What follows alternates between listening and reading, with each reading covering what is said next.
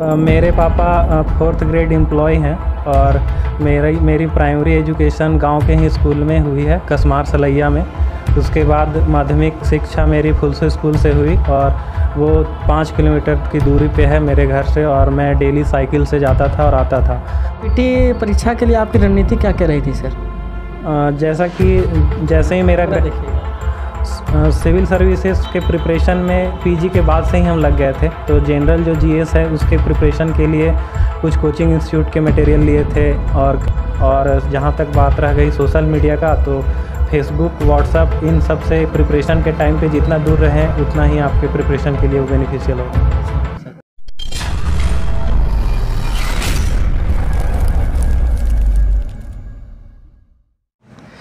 नमस्कार, जोहार। मैं उपेंद्र यादव। जैसा कि आपको पता है कि 7वीं जेपीएससी का परीक्षा फल आया है, जिसमें से 252 अभ्यर्थी पास हुए हैं और 252 अभ्यर्थी में से कुछ टॉपरों का हम इंटरव्यू ले रहे हैं और आपको हम दिखाने का प्रयास कर रहे हैं कि किस तरीके से पास हुए और जो अभ्यर्थी थे किन किन परिस्थितियों को पार करते हुए चयनित हुए हैं। और इन्हीं में से एक हमारे पास अभी मौजूद हैं संदीप कुमार। इनसे हम आज बातचीत करवाएंगे आपको और दिखाएंगे और सुनवाएंगे कि इनकी क्या रणनीति रही। लातेहार जिला जो अति नक्सल प्रभावित जिला जाना जाता है झारखंड में, और इसमें से हेरहंज एक जगह है जहाँ से ये बिलोंग करते हैं और वहाँ काफ़ी नक्सल प्रभावित क्षेत्र है। वहाँ से चलकर साइकिल से किन परिस्थितियों को झेलते हुए और अपनी स्कूलिंग की पढ़ाई लिखाई पूरी करते हुए आज जेपीएससी तक की जो परीक्षा है, जो देश में यूपीएससी के बाद जेपीएससी हो या कोई भी अन्य स्टेट पीसीएस की बात करें तो ये दूसरा स्थान रखता है। तो झारखंड लोक सेवा आयोग में चयन किए गए हैं संदीप कुमार। सबसे पहले सर आपको बहुत बहुत सर बधाई। जी धन्यवाद। क्या नाम है सर आपका? संदीप पासवान।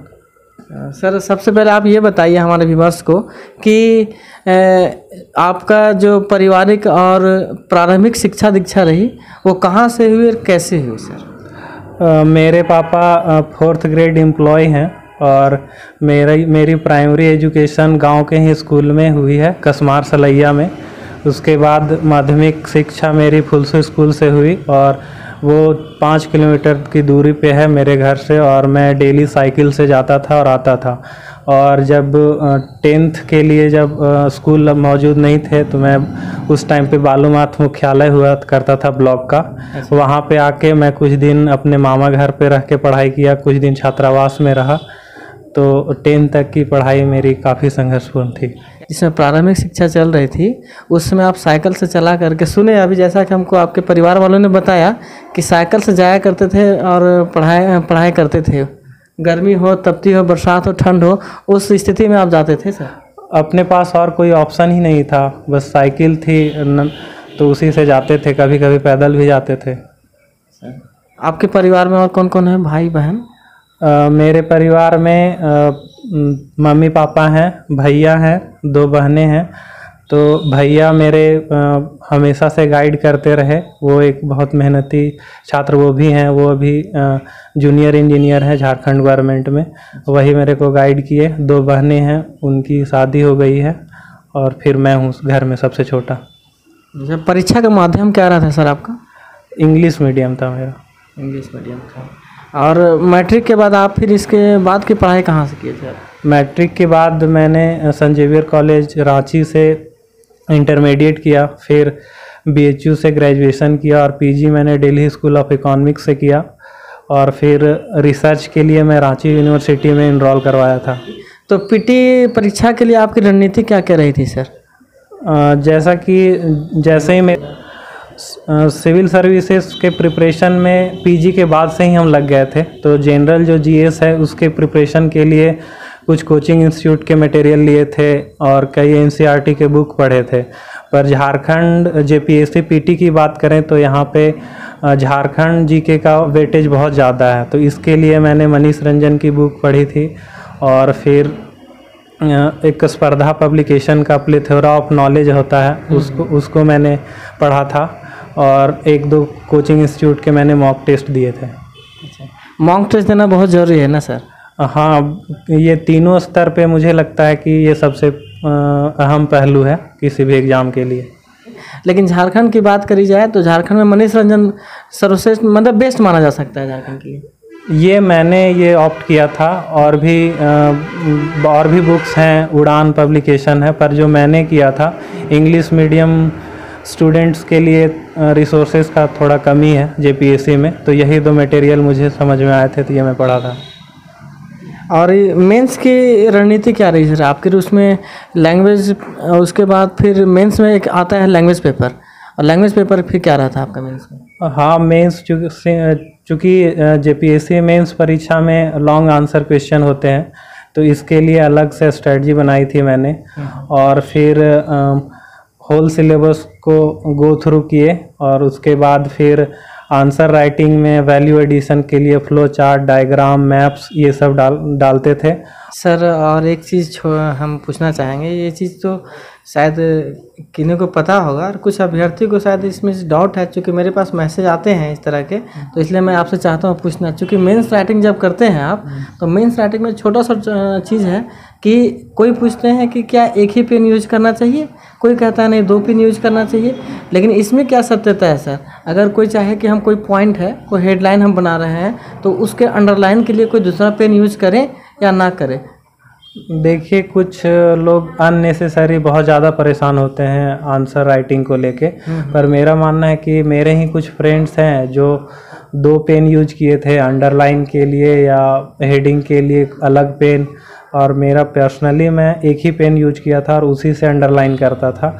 तो दोनों तरह के लोग क्वालिफाई किए हैं, तो ये कहीं से नहीं कहा जा सकता कि यही तरीका सही है। अच्छा, और फिगर वगैरह मैपिंग के लिए क्या आप सिर्फ पेंसिल यूज करते थे या पेन से ही बनाते? नहीं, पेन से ही, पेंसिल यूज करना नहीं होता है सिविल सर्विसेज के एग्ज़ाम में, तो मैं पेन से ही बनाता था उस चीज़ को।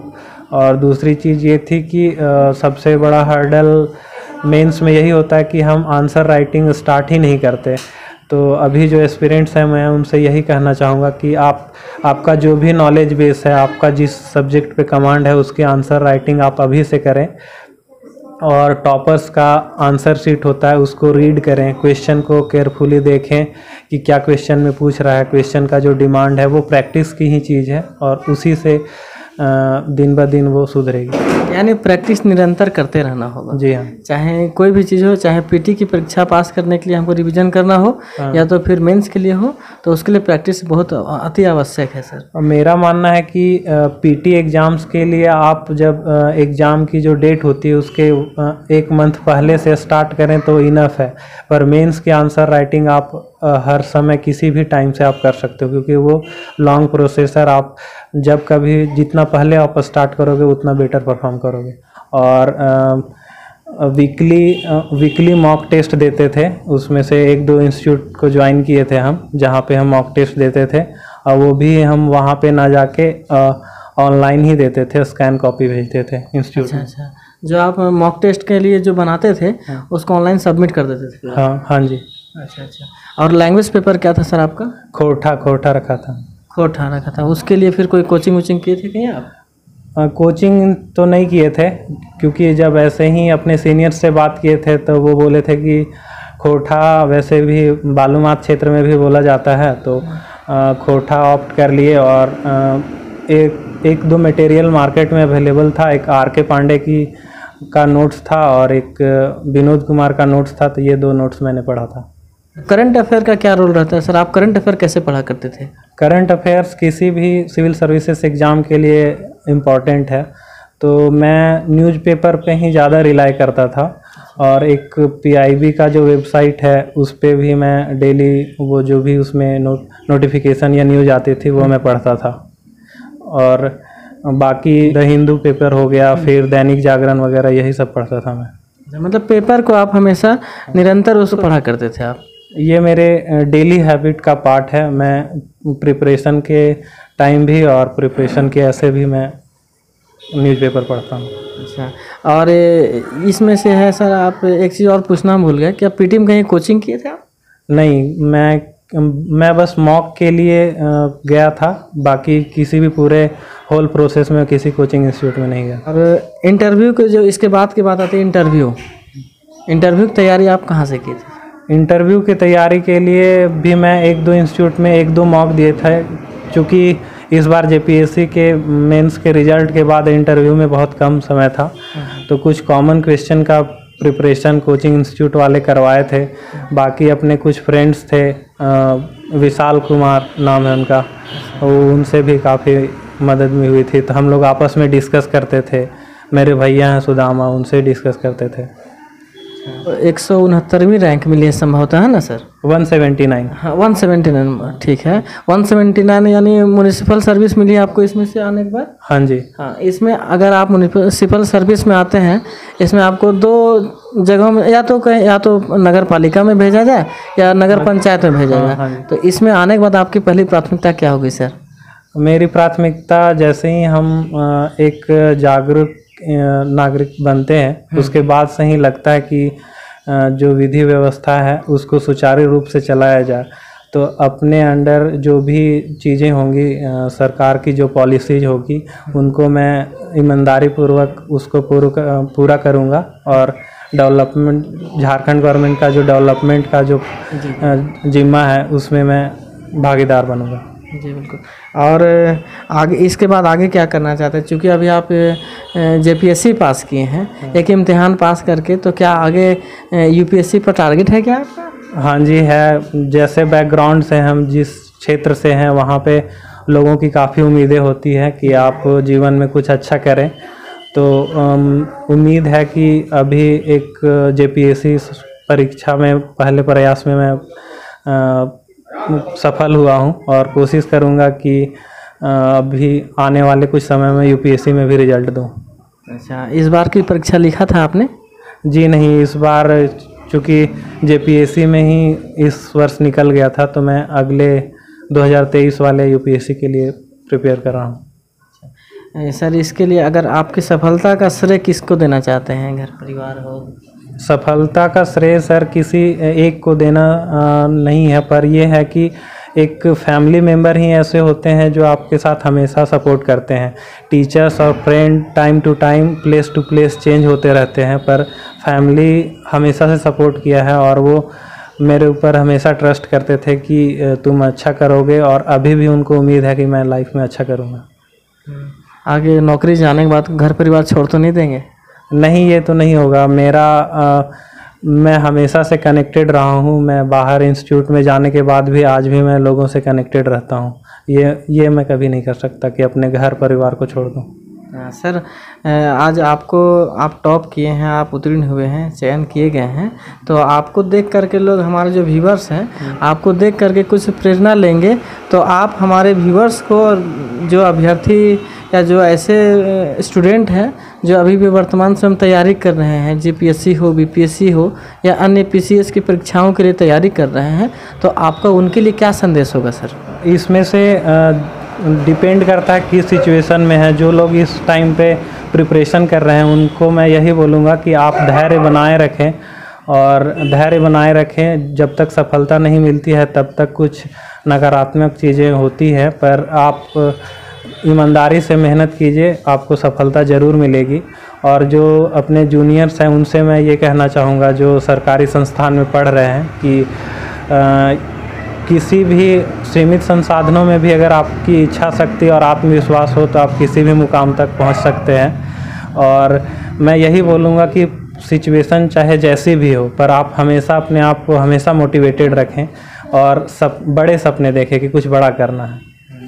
और बचपन का कुछ ऐसा याद हमको बताइए, जो कि बचपन में इतना झेलते हुए भी आप आज इस मुकाम तक पहुँचे हैं। बचपन में मैं जब था तो मुझे लगता है कि आज ग्रामीण परिवेश में जो एक आम लड़के करते हैं, गांव घर का टोटल काम, कुछ खेत में जो काम है वो भी, बाज़ार में जाके जो सब्जी बेचना वगैरह, सब्जी भी मैं बेचा हूँ। गांव वाले जो गांव हाट जो बाज़ार हैं उनमें जाके मैं। अच्छा। तो गांव के जो भी ग्रामीण परिवेश में जो लड़के रह के ये घर का काम करते हैं वो मैं किया हूँ। चलिए, बहुत बहुत शुभकामनाएं सर। हम आपको शुभकामना देते हैं कि आप यूपीएससी परीक्षा भी पास हो जाएं, फिर ताकि मैं आपका इंटरव्यू ले सकूं। और इसके अलावा भी आप समाज में, आपसे बहुत उम्मीद है सर, आप बेहतर काम करिए। इसके लिए बहुत बहुत शुभकामनाएं सर। जी धन्यवाद। Thank you sir. दीदी, आपका भाई पास हुए हैं, बचपन में आपका भाई पढ़ने में कैसा थे? पढ़ने में अच्छा ही था, पूरा ध्यान लगा के पढ़ता था। सिर्फ पढ़ाई में ही नहीं, हर चीज़ में, और खेल कूद हो गया, क्रिकेट हो गया, ये सब में भी ज़्यादा ध्यान रखता था। मतलब उसका नॉलेज रखता था। कब क्रिकेट, बड़े बड़े लोग पूछने आते थे गांव के लोग कि कब मैच है, ये कब होगा, वो पूछने आते थे।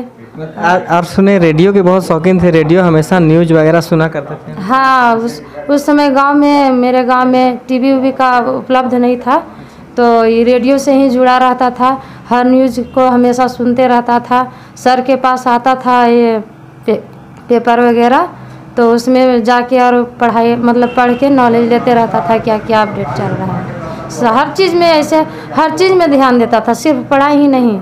आप मारते उड़ते थे भाई को? अब भाई बहन है तो थोड़ा बहुत चलता था, लेकिन बहुत इंटरेस्टिंग बच्चा था, अच्छा था बहुत। पढ़ने मतलब ठीक थे? हाँ, पढ़ने में और मेहनत करते थे? मेहनत करता था, मेहनत बहुत अच्छा था। घर के काम काज में हाथ बटाते थे?